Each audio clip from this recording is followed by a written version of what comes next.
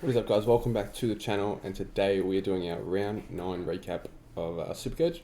So we had a round score of 2,202, which is kind of decent. It's kind of par to this week, I think. 19,539 total score, so top 2%, and the season rank of 3,163. It's been a bit of a struggle, I'm not going to lie. Starting with Cripps, Neil, Daniel, it really has hurt me. Alright, getting into the team. So if you guys followed my previous video, you'll know that I changed my trades. So I traded in Aaron Hall instead of Tim Taranto, and that way we were able to hold on to Powell. In hindsight, it might be a bit stupid, but Powell I think can stay for this week. We'll see, actually. We will see, because his break-even is 106, yeah, okay.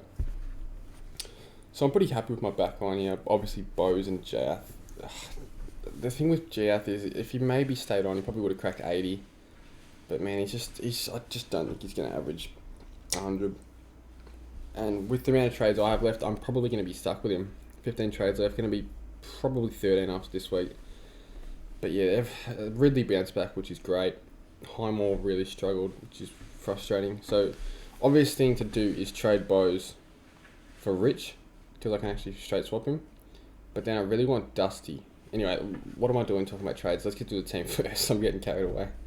So we got Jack McRae, solid, bit of scaling on that. Oliver, just unbelievable. Walsh, solid. Merritt got a really hard tag by Sarong. Fucking frustrating, to be honest. He was a unique player in my matchup, and I nearly lost because of it. I was lucky that Zorko and Brayshaw bailed me out. Brayshaw, huge. So many handballs. I don't know how he scored that much, to be honest. But anyway, we'll take it. Powell, yeah. See, he's one we might have to move on. Like we just said, his break-even 106. I don't know for sure. Obviously, he's got that early buy. Do you want to have him do the whole buy rounds? Probably not. I mean,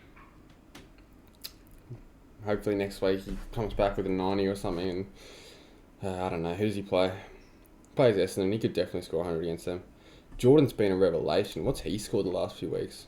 It feels like it's all been high. 96, 85, 91, 82, 76. Yeah, so he's got that midfield role completely back now, which is, yeah, that's what we need. I'm probably going to keep him at my M8 for quite some time. And Collie Dawkins was really good, really, really good. That's the reason we picked him in the first place after the first game, because of his CBAs, and he bounced back nicely, which is solid. Didn't get to see that game. Don't know how many CBAs he had, but obviously he must have had a few because he scored nicely. McNeil, jeez. That was a fluke of a week 80 last week. Anyway, Gordon and Grundy, yeah, they're not setting the world on fire, are they? They're just doing what they have to be, I guess, at this point. 117 I'll still take as a captain score. It could have been worse. Could have captain Merritt. Yeah, we might look elsewhere this week as a vice captain. I'm not sure. I mean, at the end of the day, they're still averaging 125, 126, so probably the safest options we have. McRae hasn't gone 120 since I traded him in, which is frustrating. Oliver might be the one, to be honest. Does he play Adelaide? Yeah, he could dominate. I think he's a probably better option than Gawn. We'll have a look at that in a second anyway. So Flynn with the 103. This is huge. If he can play one more game, I'll be stoked, because then I can trade him and I'm happy. I don't want to trade him right now with a break even of what? 16. Yeah. See, that's the thing. He'll get to 30. He'll get to 350k quite comfortably if he plays. He'd probably get to 450 if he keeps playing. Like, he's averaging 96. Maybe even 500. That's really frustrating. I think Mumford comes back in this week against Nick Nat. I could be wrong. They're probably going to want to rough Nick Nat up. I don't know. If that's the case, we'll talk about it in a second. Hang on. So, Zeeble, I don't know what happened to him. It looked like he played well. I watched that whole game because I traded in Aaron Hall and I was watching Hall like a hawk. But Zorko 140. Wow. This bailed me out. Something shocking. I think he's a lock now. I did a forward video earlier this week, and I sort of said I think he's a must, like not a must-have, but I think he's the best option over the forwards. My God, he junked it up something shocking in that fourth quarter. I was loving it. Yeah, it was huge for Zorko to give me that, because I literally needed that to win my matchup. So, thank you, Dane Zorko. As much as I hate your guts, thank you. Impey that's enough. I'm happy with an 82. Fairly down game for him. Warner has to go. Break even of 73. Poulter, see, he was on like 20 at 3/4 time, I swear. So for him to finish on 66, if he could average 66, I'd be pretty happy with that, to be honest, as my F6 for now. Not to end the team, but for now. Alright, so we're talking about trades now.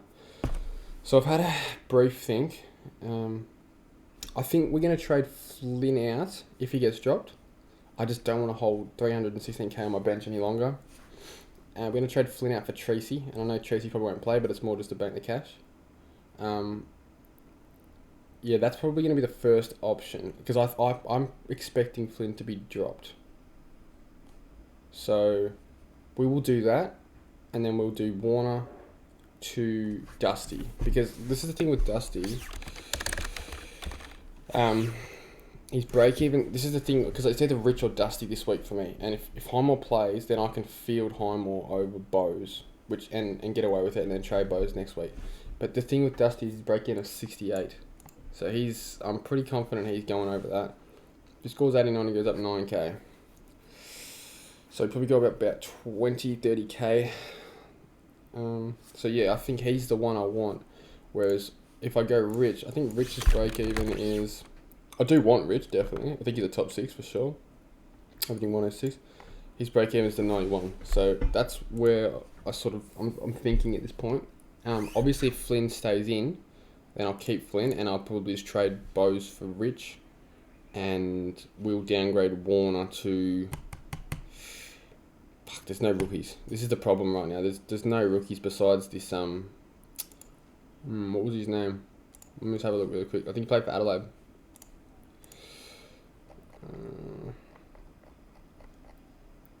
Yeah, this Ronan O'Connor guy. So, if we're jumping on 47s with 1 week in, that shows how desperate we are. But honestly, that might have to be the wave at this point. Otherwise, we can't downgrade. So that's what I'll probably do. I'll probably do O'Connor for Warner via DPP. Oh no, sorry. I'll do McNeil for O'Connor, and then I'll go Dusty to Warner. Oh, wait, could I do that anyway? Hang on. Let's have a look. I feel like trading McNeil's a bit of a waste, but... Alright, so O'Connor gives us 199. Okay, and that lets us go Warner. But this is really hoping O'Connor plays. What am I doing? 11 points. So that lets us do that. That's not bad, actually. As long as Highmore plays. That's not bad. That's probably what I'll do, to be honest. But this is going to be one of those weeks where I'm really going to have to wait and see the full teams on the Friday. And then I'll try and post another video. Because it's going to be a little bit difficult to work out. If Highmore gets dropped, then I obviously have to trade Bose. If Flynn gets dropped, I'm going to trade him and keep Bose for another week. I'm pretty much just repeating what I'm saying, but yeah, I'm sort of confused in my own head, but I'm happy with the state the team's in now. The only thing is I'm obviously on 13 trades. Getting to full promo might be a little bit difficult because of all these fucking defenders. Like, Bose, what's wrong with you, man? Like, obviously you got injured, but dude, you were scoring shit anyway. CJ, you're not a keeper, man. Fuck. I'm just getting angry now. But let's see if people are trading in Steel. I don't know why people are trading in Steel. He's obviously got that hard buy. That last buy is... People aren't thinking about the buy rounds with him. Yes, I know he's dropped in value. What's his break even? 114 still. But no, I don't think you should be picking up before the buys, personally. Cam Guthrie. Yeah, I think he's a lock. I'll be doing a midfield analysis, primo mids analysis video this week sometime. Cody Waitman. Fuck, maybe he's an option. Does he play? What are his scores? Fuck. That's interesting, actually. I see why people are bringing him in. Job security might be a little bit questionable, but if he can score 75... Fuck, we got to wait and see, man. We really have to see the teams. I'm kind of just wasting time with trades here. Let's look at vice captain, captain. I think this week I'm going to go... So Grundy plays Port at the MCG without Lyset. So we'll probably captain Grundy, and I reckon we'll VC Oliver. What does optimize tell us to do? Exactly that. Okay. That's funny. Okay.